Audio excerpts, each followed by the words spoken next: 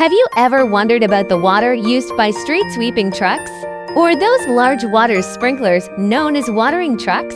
Many people are curious if this water is safe, and whether getting sprayed with it could pose any health risks. Generally, the water in these trucks comes from municipal supply sources or nearby bodies of water. While the water used in these vehicles is relatively safe, while the water is often treated for dust control or street cleaning, it's important to remember that it does not meet the same safety standards as potable water. If you happen to be sprayed by this water, it's unlikely to cause serious harm, but it's always best to limit exposure, at least to avoid ruining your beautiful hairstyle. If you have sensitive skin or allergies, you may want to wash off any water that lands on you. If you're looking to cool off in the hot summer, just stand still when you see it, of course. If there's dust on the road, then disregard what I said.